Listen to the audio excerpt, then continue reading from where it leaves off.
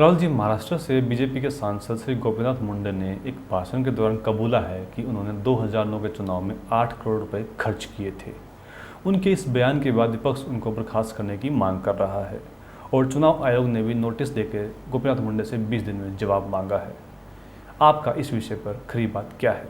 ऐसा है, पहले तो मैं खरी बात प्रोग्राम के जरिए गोपीनाथ मुंडे की इस हिम्मत को सलाम करता हूँ कि हमारे हज़ारों कॉरपोरेट एमपी एमएलए जो चुनाव लड़ने वाला जो भी तकबा है उसमें से कोई एक आदमी तो निकला जिसने मंच पे खड़े होकर इस बात को स्वीकार किया कि वो इलेक्शन में कितने खर्च किए हैं। ऐसी बात नहीं है कि मुंडे जी को नई बात बताई है, पूरा देश का बच्चा बच्चा भी ये जानता है किस इलेक्शन में कितने पैसे खर्च होते हैं, जैसे किस नौकरी के लिए कितनी रिश्वत दी जाती है, ये सबको पता है, एक सिवाय हमारे इलेक्शन कमीशन को छोड़कर। जी। वो जानबूझ के अनजान बन रहे हैं या वाकई उनको नहीं पता, ये वो जानते हैं, लेकिन ये देश का बच्चा बच्चा जानता है कि गांव के एक सरपंच के इलेक्शन से लेके एमपी के इलेक्शन में कितना खर्च होता है सबको पता है। जी।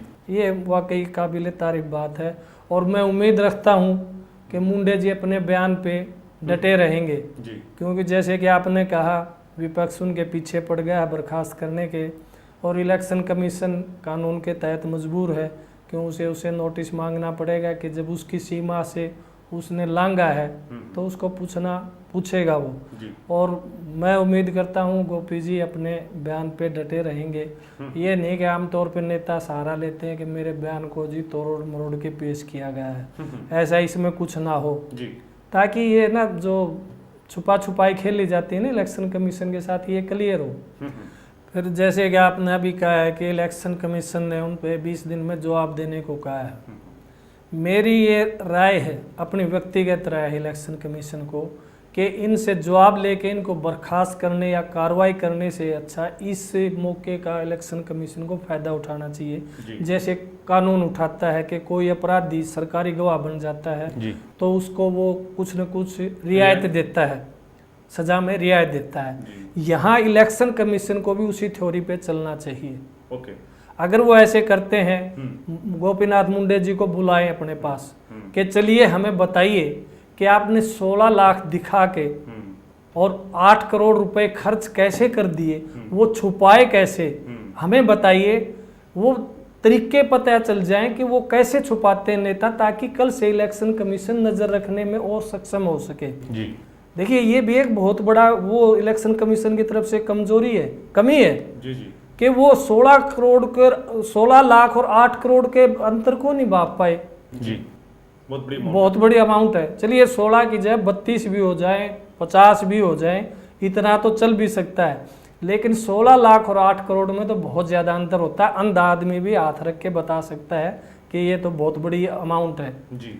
तो इसलिए मैं ये मानता हूँ कि इलेक्शन कमीशन को इसका फ़ायदा उठाना चाहिए और गोपीनाथ मुंडे जी के साथ बैठ के बात करना चाहिए कि कहाँ कहाँ पे कैसे कैसे ये रकम यूज की जाती है और इलेक्शन कमीशन को रिपोर्ट करने में कहाँ कहाँ पे कैसे छुपाई जाती है।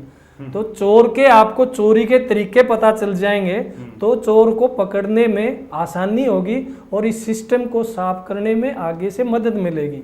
आप चलिए जो गोपीनाथ मुंडे जी पे कार्रवाई कर दीजिए जी, इनको बर्खास्त कर दीजिए और 3 साल के लिए इन पे पाबंदी लगा दीजिए, तो क्या होगा, यूं ही चलता रहेगा सब कुछ। कल को कोई और बताने की बिल्कुल भी गलती नहीं करेगा जी। सही बात। अब जो सामने बात आई है उसका इलेक्शन कमीशन को इसको गोल्डन चांस समझ के इसका फायदा उठाना चाहिए।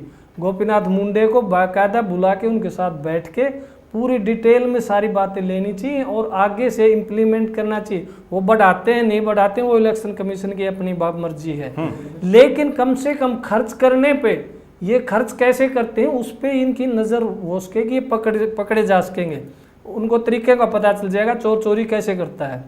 रही तीसरी बात कि देखिए गलती इलेक्शन कमीशन की भी है जी।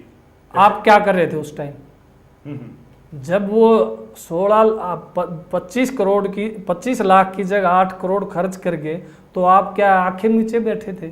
आपकी भी तो विजिलेंस टीम होती है हर एरिया में, डीसी को रिपोर्ट वगैरह करते हैं, तो वो क्या कर रहे थे? इलेक्शन कमीशन की ये भी कमी है, उससे भी अपनी कमी माननी चाहिए इलेक्शन कमीशन को। गलती उसकी तरफ से भी हुई है जी। गोपीनाथ मुंडे ने तो जीतना है, हर हालत में देखिए, जो भी इलेक्शन में जाता है वो जीतने के लिए जाता है जी। और उस जीत के लिए वो जो भी जायज नाजायज होता है वो इस्तेमाल करता है, वो करेगा। लेकिन इलेक्शन कमीशन क्या कर रहा था उस टाइम, उसका तो काम उसका भी उससे जवाब कौन मांगेगा कि इलेक्शन कमीशन उस टाइम क्या सो रहा था जी। जब 25 लाख की जगह 8 करोड़ खर्च हो रहे थे, तो उस टाइम इलेक्शन कमीशन क्या कर रहा था, उससे जवाब कौन मांगेगा।